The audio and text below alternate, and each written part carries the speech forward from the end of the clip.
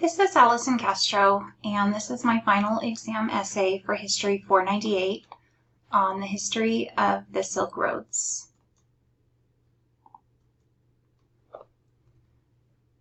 The Silk Roads definition in the Blue Book is a system of commercial routes on both land and sea that linked various peoples between China and the Mediterranean.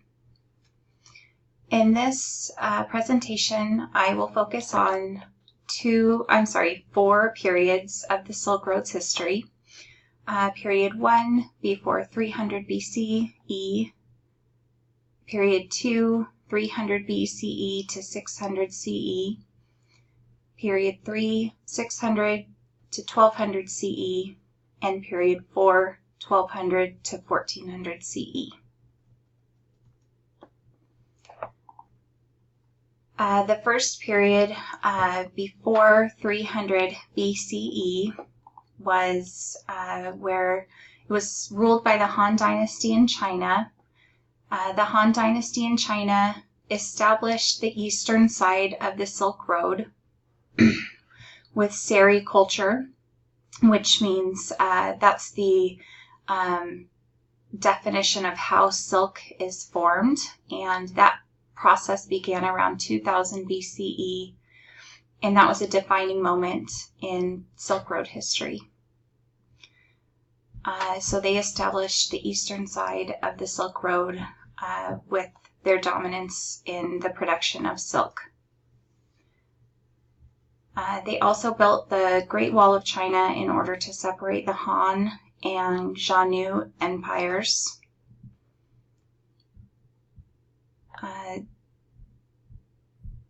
Horses were marked during this time as a valuable commodity and status symbol. And the spread of horseback riding to travel along the Silk Road, as well as a commodity of trade, became very valuable around 600 BCE.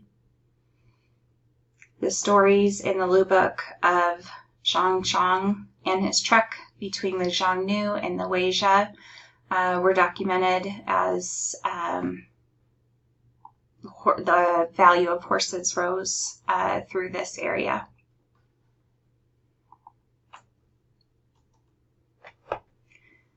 So period 2, 300 BCE to 600 CE were marked with the rise of the Roman Empire.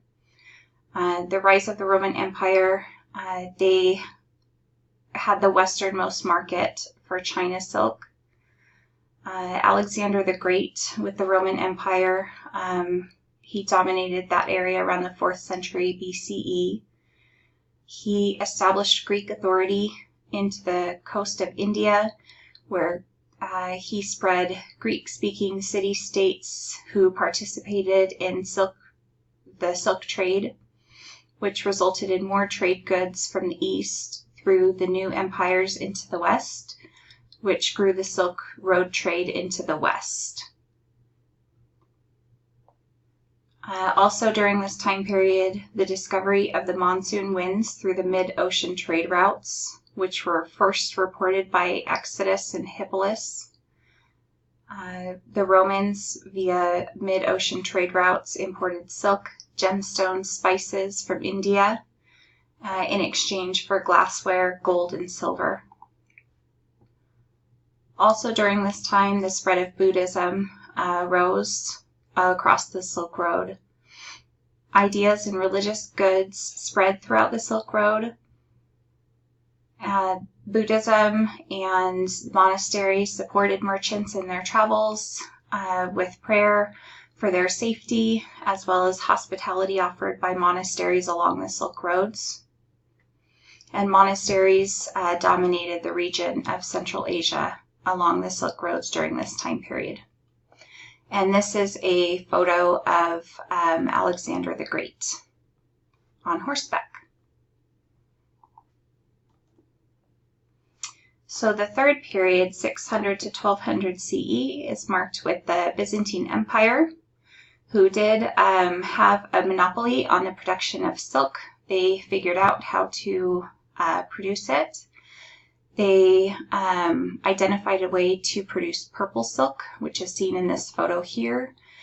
It was reserved for royalty in the Byzantine Empire, and it was considered a sacred color.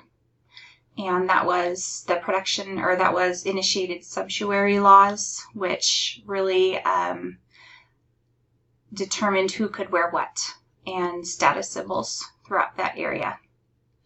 And that brought back sericulture, which was how silk was made, which the production of silk then spread through the Mediterranean region. So other cultures and countries learned how to make it.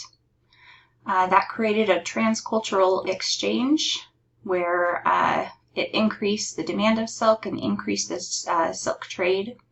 So you started seeing silk being produced in Persia, and Sogdian silk also popped up during this time. The founding of Islam came about during the 7th century CE. They exported fine silks that did not depict animals and wrote out words of the Quran, which was called Taraz, or Islamic silk. And on the west, there was a period of wealth and stability under the Abbasid dynasties. And then back on the east in China, the Tang Empire took over China after the Han Dynasty collapsed in the 8th century. And then after the collapse of the Tang Empire, the Song Dynasty took over in the 10th and 11th centuries. Additionally, during this time, the expansion of the sea routes continued to the Mediterranean, to the South China Sea, which connected the Mediterranean to the east coast of the African and Indian Ocean, which marked the beginning of the gradual shift from land routes to the sea routes. The fourth period, 1200 to 1400 CE, was marked with the Mongol Empire and Genghis Khan, who created the Mongol Empire. This is a photo of Genghis Khan. During the Mongol Empire, they recruited merchants to travel to their capital of Karakoram and diverted Silk Road traffic to their Mongol capital.